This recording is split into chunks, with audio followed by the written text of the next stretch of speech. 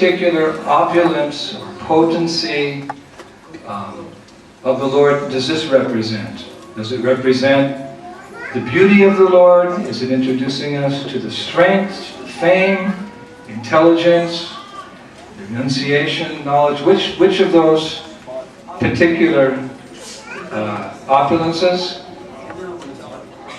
One of them? Three of them? No, all of them. Nama Chintamani Krishnas Chaitanya Rasa Vigraha. There's no difference between the name, the fame, the form, the paraphernalia of the Lord. Totally absolute. So one who's chanting Hare Krishna, Krishna Krishna, Hare Hare, Hare Rama, Rama Hare Hare. He has with the Lord. Now, like any incarnation, the Lord has His purposes. Incarnation means an expansion, or let us say the Lord Himself, who comes from the spiritual world. This incarnation happens to come from the topmost planet of the spiritual world. That we understand from a very important song, a line from one song by Srinatham. Golo Prem Dan, Harinam Sankirtan. These names of God, Golo Prem Dan, Harinam, they're coming from Goloka. They're introducing the prema of the Brajavasis in Vrindavan in this mortal world. This is you could say, a mercy incarnation of Lord Hari Krishna mantra. And, but like any incarnation, the holy names of the Lord have a specific purpose. What are the purposes of the incarnations of the Lord? That's also given very detailed knowledge.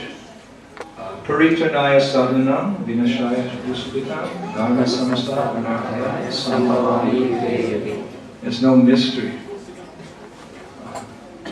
Incarnations come for three purposes in particular: to deliver the devotees, to annihilate miscreants, and to reestablish religious principles. These are the three purposes that God comes into the material world.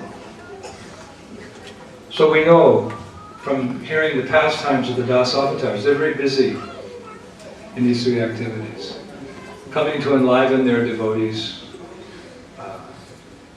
Lord Nrsingadev, he came to enliven just one devotee, Prahlad Maharaj.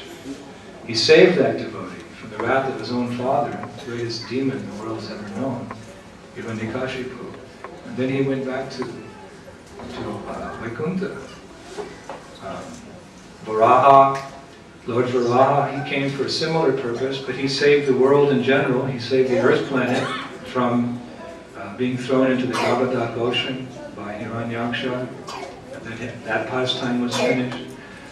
So like this, the Lord comes for these three particular purposes. So how do we envision the holy name of the Lord as an incarnation, as described? Kali Kali Nama Rupa Krishna Avatar by HHIndradyumna Swami. How does the holy name of the Lord fulfill these three objectives? How does the holy name of the Lord, as an incarnation in the age of Kali, deliver devotees? How does it kill miscreants? And how does it reestablish religious principles? If it's acts an incarnation, then it should also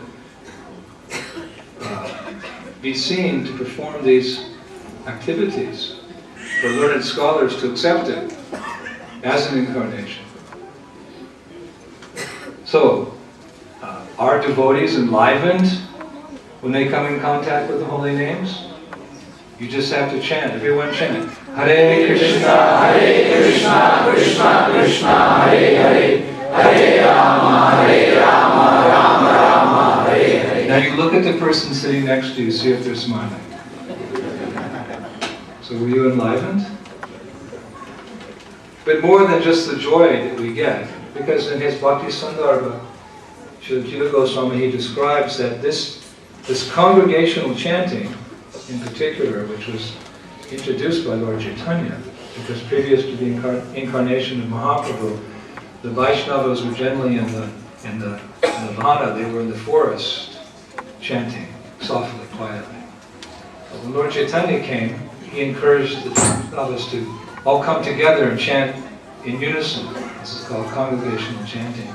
He describes in Bhakti Sandarbha that this loud chanting of Hare Krishna in the assemblies of devotees is most important. Japa is important because Prabhupada has written in the Bhagavatam that the most important instruction of the spiritual masters is to chant 16 rounds a day. Jiva Goswami states that this kirtan is essential. It's most important. Why, he says? Because when we're chanting in congregation with many devotees, we can experience spiritual emotion, the beginnings of spiritual emotion. And that's the nature of kirtan. In our International Society for Krishna Consciousness, when you close your eyes and you think of kirtan, you think of devotees with their hands up, their arms upraised, with big smiles on their faces, and dancing and turning and laughing. This is the specific nature. So Jiva Goswami made this point very clearly, that congregational chanting is most important because in that chanting we can begin to experience what is spiritual emotion. Or as Mahaprabhu put it, it gives us a taste for which we're always hankering for. As spirit souls, we were created for the purpose of giving happiness to the Lord. Unfortunately, we've made a gross error in trying to find that happiness in this materialistic world, which is not a place of happiness. So our desires really begin to be fulfilled when we chant in unison together. Hare Krishna, Krishna Krishna, Hare Hare, Hare Rama, Rama Rama, Hare Hare. What's more, a devotee, he knows the science of the holy name. One of my godbrothers put together a compilation of all of Srila Prabhupada's quotes from his books about the glories of the holy name. It's a big, fat book. I think it's called HHIndradyumna, the nectar of the holy name. It was put out in the late 70s or early 80s. HHIndradyumna. Some temples, they read a few verses or a page from that book every morning as part of their daily program in the temple. It just shows how much knowledge there is supporting the emotions of the spiritual sentiments that we experience as a result of practicing this process. Because unfortunately there are certain scholars, could we say, or personalities, brahmanas, caste-conscious brahmanas, who when they see the Vaishnavas chanting and dancing, they think it's simply emotion, some sentimental emotion, something for children, ladies and old people. But it's not something really serious. It's a process for the lower caste people to begin them on the path. They don't know that this is the pinnacle of spiritual life. Kaler dosha nidhe rajan asti eka mahaguna kirtanareva krishnasya mukta sangapanam. But this is an age of inauspiciousness. There's only one good thing left in this age, my dear king, and that is the chanting of Krishna's name, by which one can achieve perfection. So it gives us the topmost spiritual experience, but it's not simply a material emotion.